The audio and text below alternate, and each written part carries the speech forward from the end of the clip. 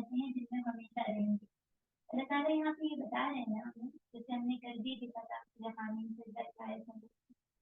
تعالیٰ نے کہا تھا کہ جو لوگ یہ کہتے ہیں کہ اللہ ہمارے رب ہے اور اس پہ جم جاتے ہیں تو ان کے لیے کیسی خوشخبری ہے کہ فرشتوں کا ساتھ نصیب ہوگا، آخرت کے سفر کا آغاز ہوگا، موت کے وقت بھی پھر خبر بھی کتاب کا معاملہ ہے، تب بھی فرشتے ان کے لیے موجود ہوں گے۔ اب اللہ تعالیٰ سے ہمیں دوبارہ یہاں پر کہہ رہے ہیں تو کیا کہہ رہے ہیں کہ مجھے آپ کو نا اللہ کی رضا پہ راضی ہو جانا ہے، اللہ پر توکل کرنا ہے، اپنی کوششوں اور وسائل پر نہیں کرنا ہے، صرف اللہ پر یقین کرنا ہے کہ اللہ کی آواز کے لیے نہیں آتی آواز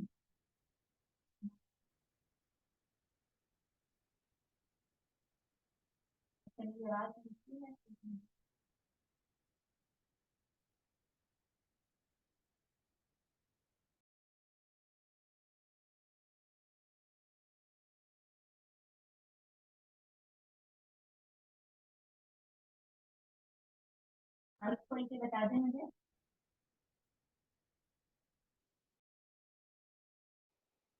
شیطان الرجیم، بسم اللہ الرحمن الرحیم۔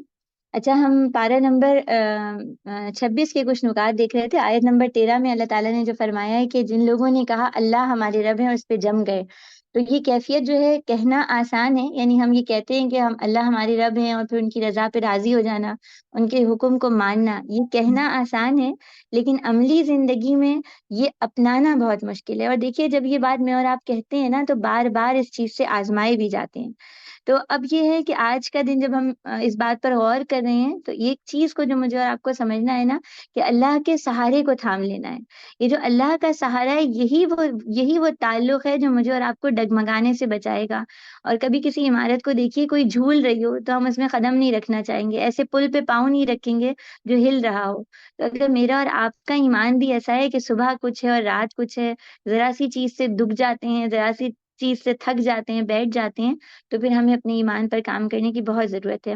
اس کے بعد آیت نمبر ہم دیکھتے ہیں، یہاں پر اللہ تعالیٰ آیت نمبر 15 میں ہمیں بتا رہے ہیں وَوَصَّيْنَا الْإِنسَانَ کہ ہم نے انسان کو وصیت کی کہ اپنے والدین کے ساتھ احسان کا معاملہ کرو، اور اس کی ماں نے اسے پیٹ میں رکھا، مشقت اٹھا کر جنا، اور اس کے حمل اور دودھ چھڑانے میں 30 مہینے لگ گئے، یہاں تک کہ وہ اپنی پوری قوت کو پہنچ گیا اور 40 سال کا ہو گیا تو اس نے کہا رب اعوذنی ان اشکر نعمتک التی انعمت علی۔ اس نے کہا اے میرے رب، مجھے توفیق دیجیے کہ میں آپ کی نعمتوں کا شکر ادا کروں۔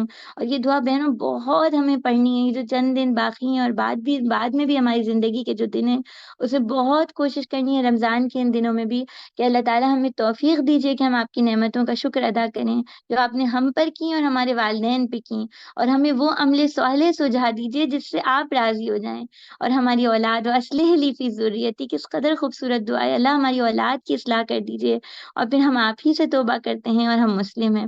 اس دعا کو ہمیں بہت پڑھنا بھی ہے، اور دیکھیے اس کے اندر وہی چیز جو پہلے بھی آ چکی ہے کہ مجھے اور آپ کو نا اپنے والدین کا حق پہچاننا ہے، اس دنیا میں اگر وہ موجود ہیں تب ان کی خدمت کرنی ہے اور اچھے کام کرنے ہیں تاکہ ہم ان کے لیے صدقہ جاریہ بن جائیں۔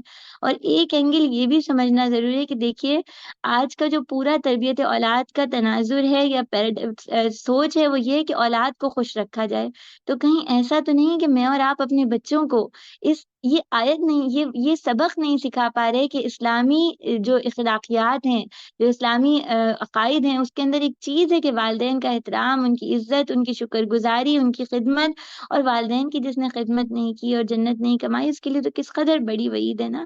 تو مجھے اور آپ کو اپنے بچوں کی تربیت میں بھی یہ چیز لانی ہے، اور اس کے لیے دعا بھی کرنی ہے کہ اللہ ہمارے بچوں کو شکر گزار بھی بنائے اور اپنے والدین کا فرما بردار بھی بنائے۔ پھر اس کے بعد ہم آگے کی طرف دیکھتے ہیں، اللہ تعالیٰ جو ہے ہمارے سامنے آیت نمبر 26 میں رکھ رہے ہیں، بہت پیاری آیت یہ۔ اللہ تعالیٰ کہہ رہے ہیں وَإِذْ صَرَفْنَا إِلَيْكَ، اللہ تعالیٰ کہہ رہے ہیں کہ یہ واقعہ بھی قابل ذکر ہے جب ہم نے جنوں کے گروہ کو تمہاری طرف لے آئے تاکہ وہ قرآن سنیں، اور جب وہ اس جگہ پہنچے جہاں تم قرآن پڑھ رہے تھے تو آپس میں کہنے لگے خاموش ہو جاؤ، غور سے سنیے گا۔ جنوں کی جماعت کو اللہ تعالیٰ لے کے آئے ہیں اور وہ آپس میں کیا کہہ رہے ہیں؟ خاموش ہو جاؤ۔ پھر جب پڑھا جا چکا تو منذرین ڈرنے والے بن کے اپنی قوم کی طرف لوٹے ہیں اور کہتے ہیں اے ہماری قوم، ہم نے سنا کہ وہ کتاب جو موسیٰ علیہ السلام کے بعد تصدیق کرنے والی ہے وہ نازل ہو گئی ہے، اور یہ پچھلی کتابوں کی طرف رہنمائی کرتی ہے اور حق اور راہ راست کی طرف بلاتی ہے۔ اے میری قوم، اپنے رب اللہ کی طرف بلانے والے کی دعوت قبول کرو اور اس پر ایمان لے آؤ، اللہ تمہارے گناہوں سے درگزر فرمائیں گے اور تمہیں عذاب علیم سے بچا لیں گے۔ یہ واقعہ بہت خوبصورت ہے۔ نبی کریم صلی اللہ علیہ وآلہ وسلم طائف کی بستی میں جاتے ہیں، آپ سب کو واقعہ یاد ہوگا، اور آج ہمیں نکال کے پڑھنا بھی ہے انشاءاللہ تعالیٰ۔ کس طرح کا وہ سفر ہے نا، پاؤں خون سے آلودہ ہیں، تضحیک کی جا رہی ہے، مذاق اڑایا جا رہا ہے، بچے پتھر مار رہے ہیں، کوئی پناہ نہیں، کوئی ٹھکانہ نہیں، مسافت کی شدید تھکن، اور پھر گھر لوٹنے میں وہ عزیز بیگم بھی نہیں ہوں گی۔ کیا کچھ دکھ ہوگا نا نبی کریم صلی اللہ علیہ وآلہ وسلم کو، کہ جس قیمتی دعوت کو لے کے گئے تھے اس کو ماننے والا، اس کی قدردان ہی نہ ملے۔ یہاں اللہ کیا بتا رہے ہیں، بہت پیاری بات، اللہ تعالیٰ کہہ رہے ہیں نا کہ ہم پھر لائے جنوں کے ایک گروہ کر، یعنی اللہ لے کے آ گئے۔ کیا دیکھنے کی بات ہے کہ وہ بستی والے جہاں نبی کریم صلی اللہ علیہ وآلہ وسلم خود اللہ کی دعوت لے کے گئے، انہوں نے تو قبول نہیں کی، انہوں نے تو اپنے دل بند کر لیے، لیکن اللہ نے ایسے کچھ لوگ لے آئے، وہ خود ان کو چلا کے لے کے آ گئے، جو انسانی نظر کی گرفت میں نہیں آتے، اور انہوں نے ایمان قبول کر لیا۔ اب میرے اور آپ کے لیے نا اس میں بہت سارے سبق ہیں۔ پہلی بات، اللہ کی طرف بلانے کا ہم کوئی بھی طریقہ اپنائیں، چاہے اپنے گھر والوں کے لیے، دوست احباب کے لیے، ہمت نہیں ہارنی، یہ نہیں سوچنا کہ ہم تو تنہا ہیں، کوئی سنتا ہی نہیں، اپنا کام کیے جانا ہے، اپنی تمام توانائی، اپنی استطاعت بھر کوشش کرنی ہے۔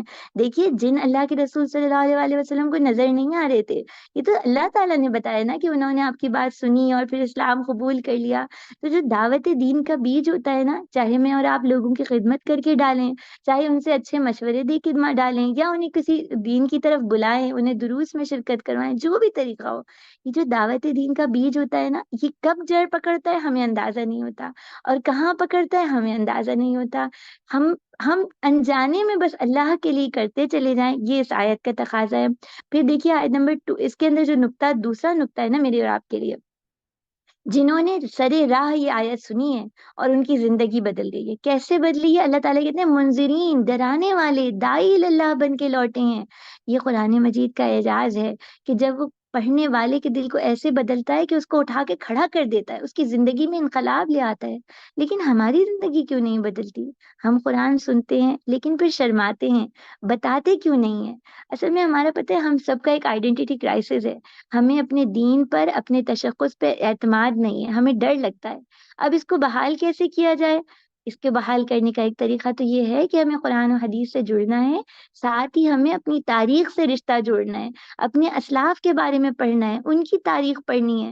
حضرت عمر بن عاص کا اتنا خوبصورت واقعہ ہے کہ وہ گورنر مصر تھے، اور کسی نے وہاں پر حضرت عیسیٰ علیہ السلام کا مجسمہ لگا تھا، اس کی ناک توڑ دی۔ حضرت جب انہوں نے دیکھا کہ عیسائی جب اس پہ احتجاج کرنے لگے تو حضرت عمر نے کہا کہ آپ میری ناک توڑ دیجیے بدلے میں، اگر کوئی اس کی ذمہ داری قبول نہیں کرتا۔ تو اس کے بعد پوری کی پوری اسلامی جو فوج تھی وہ کھڑی ہو گئی کہ نہیں، ہماری ناک حاضر ہے۔ اور اس کے بعد وہ شخص اٹھ کے آ گیا جس نے توڑی تھی، اور اس نے کہا کہ میں نے توڑی تھی اور میں اس پہ شرمندہ ہوں۔ اور پھر وہ پورا عیسائیوں کا جو گروہ تھا وہ مسلمان ہو گیا کہ یہ مسلمان ہے، یہ ان کی اعلیٰ ظرفی ہے، یہ ان کا عدل ہے، یہ ان کی استقامت ہے۔ تو مجھے اور آپ کو اپنی اصل جڑ کی طرف لوٹنا ہوگا۔ جب ہم جڑوں کی طرف لوٹتے ہیں نا تو اس سے رس رس کی توانائی ہم سب کو مضبوط بناتی ہے۔ اچھا اس کو پھر دیکھیے، اچھا اس میں ہمیں نا سب کچھ، ہمیں سیرت کا بھی مطالعہ کرنا ہے، ہمیں صحابہ اور صحابیات کی زندگیوں کا بھی مطالعہ کرنا ہے۔ اور دیکھیے ہم سمجھتے ہیں سوشل اسٹڈیز ہے تاریخ کی کتاب اور اس سے پڑھنا ہے، نہیں، ہمیں یہ دیکھنا ہے کہ ایک پورا دور گزرا ہے جب امت مسلمہ پہ یورپین اقوام پوری کی پوری ایسے آ گئی تھی ٹوٹ کے، ہم ان کے بارے میں پڑھیں نا، کیسے ان سے نکلے، کیسے نجات ملی۔ تو پوری پوری جو ہماری تاریخ ہے اس کو پڑھیں، اپنے بچوں کو پڑھائیں، اور پھر انشاءاللہ تعالیٰ دین کی طرف پکارنے پہ اور دین کی طرف بلانے میں ہمیں کوئی شرمندگی محسوس نہیں ہوگی۔ اس کے علاوہ ایک اور نقطہ اس آیات میں دیکھیے کہ اللہ تعالیٰ جو بتا رہے ہیں، اور یہ دیکھیے سارے نقطے ایسے ہیں جو میرے اور آپ کے لیے پریکٹیکل ہے۔ اس میں اللہ تعالیٰ کہہ رہے ہیں جنوں کی جماعت تھی جس کو اللہ تعالیٰ لے کے آئے، انہوں نے مل کے سنا، مل کر ایمان لائے، مل کے اللہ کی طرف بلا رہے ہیں۔ ہم اپنے آپ کو دیکھیں، کہیں ہم تنہا تو نہیں ہیں، کہیں ہم اکیلے تو نہیں کھڑے۔ اور یہ جو اکیلے کھڑا ہونا ہوتا ہے نا، یہ بھی انسان کو بہت تھکا دیتا ہے۔ اللہ کے رسول صلی اللہ علیہ وآلہ وسلم نے فرمایا اللہ کے رسول صلی اللہ علیہ وآلہ وسلم نے فرمایا تم لوگ جماعت کو لازمی پکڑو اور تفرقے سے بچو، کیونکہ شیطان اکیلے آدمی کے ساتھ رہتا ہے، دو کے ساتھ رہنا دور کی بات ہے، اور جو شخص جنت کے درمیانی حصے میں جانا چاہتا ہے وہ جماعت سے لازمی طور پہ جڑا رہے۔ تو مجھے اور آپ کو بھی یہ دیکھنا ہے کہ ہم صالح لوگوں کے ساتھ ہیں، کہیں ایسا تو نہیں اکیلے کھڑے ہوئے دین پر عمل کرنے کی کوشش کر رہے ہیں اور تھک جاتے ہیں اور پریشان ہو جاتے ہیں۔ اس کے بعد ہم سورہ محمد کی آیت نمبر 7 دیکھیں گے۔ اللہ تعالیٰ مجھے اور آپ کو پکار کے کہہ رہے ہیں، یا ایھا الذین آمنو، اے لوگوں جو ایمان لائے ہو، کیا کرو؟ اگر تم اللہ کی مدد کرو گے تو اللہ تمہاری مدد کریں گے اور تمہارے قدموں کو جما دیں گے۔ اللہ کی مدد سے کیا مراد ہے؟ اللہ کو مدد کی کیا ضرورت ہو سکتی ہے؟ یہ تو میرا اور آپ کا امتحان ہے۔ اللہ کے دین کی مدد درکار ہے، اللہ کے دین کی نصرت درکار ہے۔ ہم لوگوں نے نا اس بات پر عمل کرنا چھوڑ دیا ہے، اس کو ہم بھول گئے، اس کو ہم اہم نہیں جانتے۔ کل ہم نے پڑھا تھا نا، اقیم الدین، دین کو قائم کرو، دین اگر قائم ہو چکا ہے تو تفرقے میں نہ پڑو۔ دوبارہ اللہ دعوت دے رہے ہیں کہ اللہ کے دین کو پھیلانے کے لیے کھڑے ہو جاؤ، اس کو جوڑنے کے لیے کھڑے ہو جاؤ۔ یہ پریکٹس کرنا لوگوں نے چھوڑ دیا ہے، تم ان کو دوبارہ بتاؤ کہ یہ دین تو قابل عمل ہے، دین تو لائف اسٹائل ہے، یہ زندگی کا ضابطۂ حیات ہے، اس کو چھوڑ کے کچھ نہیں ملنا۔ اور جو اللہ کے دین کو نافذ کرنے کے لیے اور اس کی طرف بلانے کے لیے کھڑا ہوگا، اللہ کہہ رہے ہیں اللہ اس کی مدد کریں گے۔ تو میں اور آپ دیکھیں، میں اور آپ مال جان کچھ بھی لگا سکتے ہیں نا، لگا دیں۔ اب اس میں ایک مشکل یہ ہوتی ہے نا، ہم سوچتے ہیں ہم تو گھریلو خواتین ہیں، ہم کیا کر سکتے ہیں، ہمارے پاس علم نہیں ہے، بہت ساری مصروفیات ہیں۔ تو یہاں پر بھی ہمارے پاس پتہ ہے ہمیں کیا کرنا ہے، ہمیں صحابیات کی زندگی دیکھنی ہے، ان تمام خواتین کی زندگی دیکھنی ہے جو ہم سے پہلے گزری اور انہوں نے اپنے اپنے دائرے میں اللہ کے دین کو پھیلایا اور کام کیا۔ اس کو بہت پڑھنے اور پھر اس کے پر کام کرنے کی کوشش کرنی ہے ہمیں انشاءاللہ۔ اور دیکھیے حضرت خدیجہ، حضرت عائشہ نہیں تھیں، حضرت سلمہ، حضرت خولہ نہیں تھیں، ہر ایک کی ایک اپنی زندگی تھی۔ مجھے اور آپ کو دیکھنا ہے کہ ہمارے اپنی استطاعت میں کیا کیا کام ہے۔ اس کے بعد دیکھیے آیت نمبر 11 میں اللہ تعالیٰ کہتے ہیں، ذالک بان اللہ مولی الذین آمنوا۔ اللہ تعالیٰ کہہ رہے ہیں کہ اللہ تو ایمان والوں کا مولا ہے، مددگار ہے، کارساز ہے، حامی و ناصر ہے۔ کتنی بڑی خوشخبری ہے نا۔ اور اللہ کہہ رہے ہیں کہ میں کفر والوں کا حامی و ناصر نہیں ہوں، ان کا کارساز نہیں ہوں۔ اب آج المیہ پتہ ہے کیا ہے؟ جو اہل کفر ہیں وہ اپنی تگ و دو، اپنی پوری جان لڑا رہے ہیں کفر کو پھیلانے میں، اور جو ایمان والے ہیں، جن کو اللہ نے کہا ہے کہ میں تمہارے ساتھ ہوں، وہ شرما کے اور دپک کے اور پریشان ہو کے بیٹھے ہیں۔ تو بس دوبارہ مجھے اور آپ کو اٹھنا ہے اور اس چیز کو سمجھنا ہے انشاءاللہ تعالیٰ۔ اور اس آیت کا پس منظر بھی یاد کیجیے گا، یہ غزوہ احد میں کے موقع پہ نازل ہوئی تھی نا، تو آج ہمیں اس کو بھی انشاءاللہ پڑھنا ہے۔ پھر آیت نمبر 15 میں اللہ تعالیٰ ہمیں جنت کے اوصاف بتا رہے ہیں کہ جنت کیسی ہے، کہ وہ جن کا وعدہ اللہ تعالیٰ نے کیا ہے اس میں ایسی نہریں ہیں پانی کی جو کبھی ٹھہر کے گدلا اور گندا اور بدبودار نہیں ہوگا، دودھ کی نہریں اور شراب کی نہریں اور اس کے علاوہ شہد کی نہریں، اور اللہ تعالیٰ کہہ رہے ہیں وہاں پہ پھل بھی ہیں تمہارے لیے اور مغفرت بھی ہے۔ اور پھر ایک تو یہ والا ہے نا، دوسرا منظر بھی رکھ رہے ہیں کہ یہ ان لوگوں جیسا تو نہیں ہوتا جو ہمیشہ آگ میں رہیں گے اور ان کو کھولتا ہوا گرم پانی پلایا جائے گا۔ دیکھیے دو بالکل مختلف ڈائمینشن ہیں، مختلف جگہیں ہیں۔ میں اور آپ سمجھتے ہیں جنت بس بیٹھے بٹھائے مل جائے گی، اور دوزخ وہ کیسے ملے گی؟ تو بس یہاں پہ ٹھہر کے سوچنے کی ضرورت ہے۔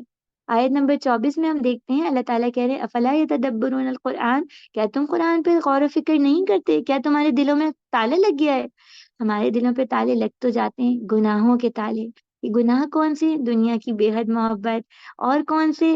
ڈر، موت کا ڈر، بخل، بزدلی ہے، کینہ ہے، نفاق ہے، حسد ہے، کیا کچھ میرے اور آپ کے دلوں میں ہے نا، تو یہ سب تالے لگا دیتا ہے۔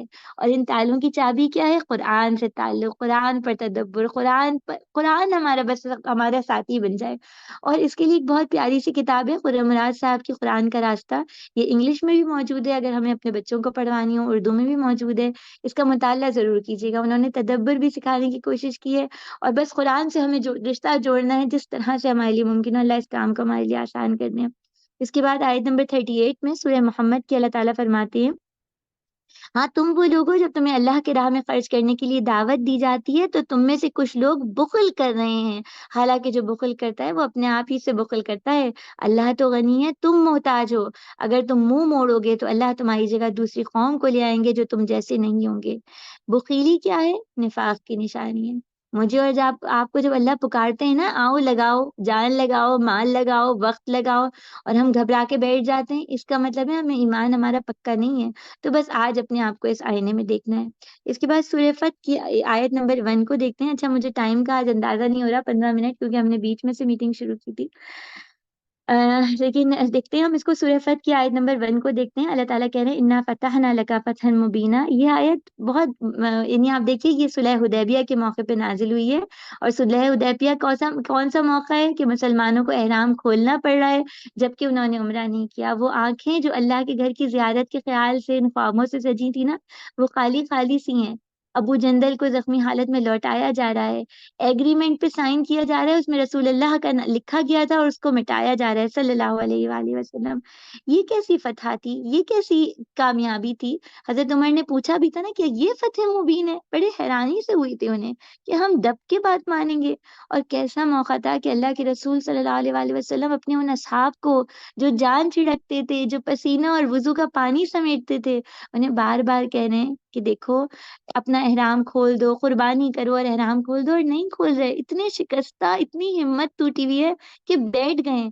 پھر حضرت ام سلمہ کہتی ہیں کہ آپ کھولیے، پھر یہ لوگ بھی کھول لیں گے۔ اب یہاں پر اللہ تعالیٰ کہہ رہے ہیں یہ تو فتح مبین ہے۔ اور پتہ ہے اس آیت کو ہمیں آج کیوں سمجھنا ضروری ہے؟ آج ایسا لگتا ہے کہ یہ بالکل میرے اور آپ کے سامنے یہ منظر کھل کھل کے آ رہا ہے کہ وہ دنیا جہاں پر مسلمانوں کو اس حد تک بدنام کیا گیا تھا، وہ پوری بات ختم ہو گئی۔ آج غیر مسلم اس بات پہ بات کر رہے ہیں کہ اسلام دشمنی کیا ہے، مسلمانوں سے دشمنی کیوں ہے، مسلمانوں نے کسی کا کیا بگاڑا ہے۔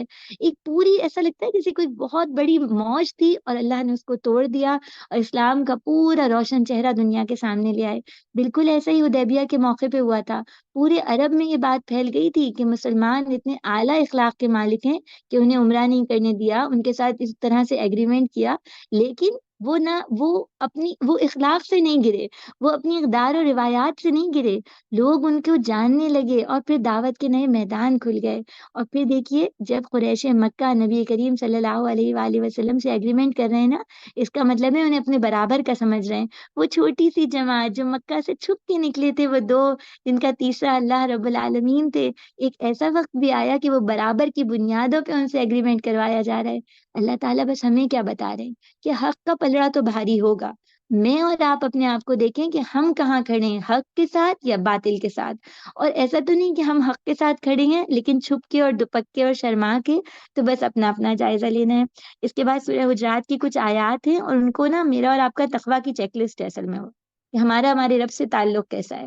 اور یہ آیات یقیناً آپ میں سے کچھ نے کل تراویح میں سنی ہوں گی، کچھ لوگ آج سنیں گے یا پڑھیں گے۔ یہ آیات مجھے اور آپ کو بہت کانشیس کر دیں۔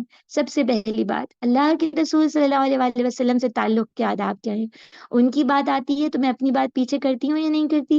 نمبر 2 بات، جب دو لوگوں کی لڑائی ہو جاتی ہے، خاندان میں کوئی اس طرح کرتا ہے یا آس پڑوس میں کرتا ہے، تو میں کیا اٹھتی ہوں، معاملہ حل کرواتی ہوں، مظلوم کا ساتھ دیتی ہوں، یا میں صبر کی دوا دے کے بٹھا دیتی ہوں، صبر کرو صبر کرو، یا میں بے نیاز بنی بیٹھی رہتی ہوں؟ اپنا کردار پہچاننا ہے، کہیں میں آگ بھڑکانے والی تو نہیں، کہیں میں مظلوم کو دبانے والی تو نہیں، کہیں میں بے نیاز بیٹھ کے اپنی اپنی اپنی زندگی میں مگن تو نہیں۔ اللہ تعالیٰ بتا رہے ہیں کہ جب جھگڑا ہو جائے تو تمہیں صلح کرانی ہے۔ پھر اس کے بعد جب فاسق خبر لے کے آئے گا، یعنی کوئی بھی ایسا شخص جو بلا وجہ کی بعض بچے ہی اس طرح کام کر دیتے ہیں، تو مجھے اور آپ کو فوراً بپر نہیں جانا، ریئیکٹ نہیں کرنا، بلکہ دیکھنا ہے کہ خبر صحیح ہے نہیں صحیح۔ پھر غیبت اور تجسس اور کینہ اور یہ گمان، اس کے بارے میں بہت دیکھنا ہے کہ میرے اور آپ کے دلوں میں اس کا گھر تو نہیں بن گیا۔ اور بس یہ جو پارا ہے، اس کو انشاءاللہ ہم پڑھیں گے بھی اپنے آج پورے دن میں، اور اس سے نکات بھی نکالیں گے، اپنے دلوں کا بھی جائزہ لیں گے۔ اللہ تعالیٰ ہم سب کے لیے قرآن مجید کو پڑھنا، اس کو سمجھنا، اس سے اپنی زندگیوں کو درست کرنا اور اس کی دعوت کو آگے پھیلانا آسان کرنے۔ سبحانک اللہم و بحمدک، نشہد ان لا الہ الا انت، نستغفرک و نتوب الیک۔ السلام علیکم و رحمۃ اللہ وبرکاتہ۔